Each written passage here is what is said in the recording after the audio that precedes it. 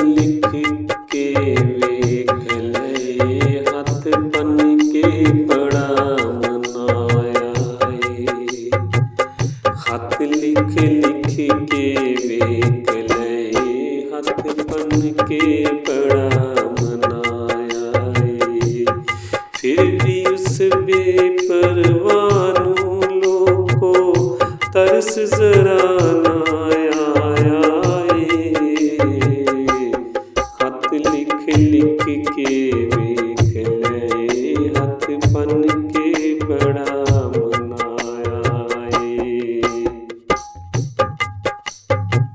ओ गैरां दे कुल पैंदा ए, ना सुणदा ना कुछ कहंदा ए। ओ गैरां दे कुल पैंदा ए, ना सुणदा ना कुछ कहंदा ए। रब जाणे ओ मर जाना तेरे चक्करां विच रहिंदा ए। हर शै चमकदी नहीं सोना होंदी, लख वारी समझाया है। खत लिख लिख के भी वेख ले, हथ बन के बड़ा मनाया है।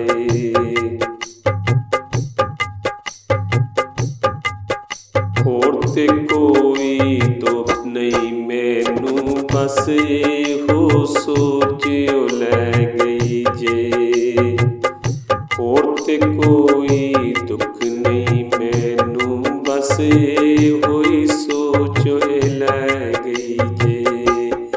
उन्हां कर बर्बाद देना ओ, जिन्हां दी पैणी पै गई जे। ये दुनिया खुद गर्जां दी, ये दुनिया खुद गर्जां दी, असी कई वारी अजमाया है। खत लिख लिख के वेख ले, हथ बन के बड़ा मनाया है।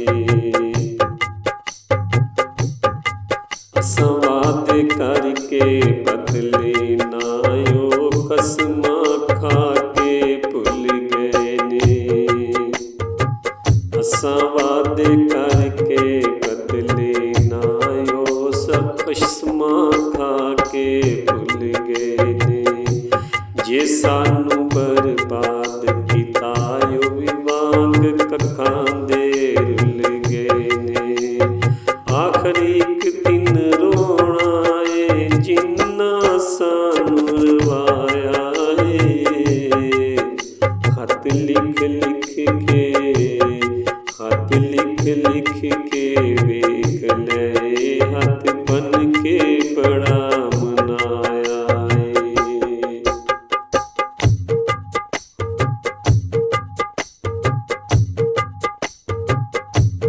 अखियां विचों अथरू वगदे ने, नहीं नींदर आउंदी रातां नूं।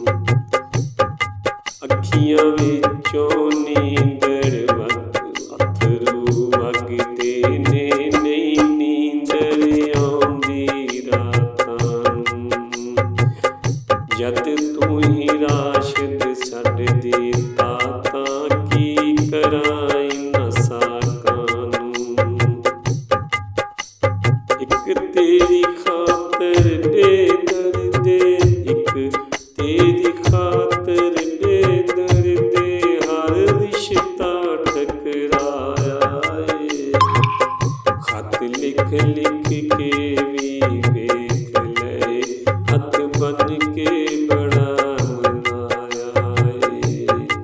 फिर भी उस बेपरवाह नूं लोको तरस जरा ना आया है। फिर भी उस बेपरवाह नूं लोको तरस जरा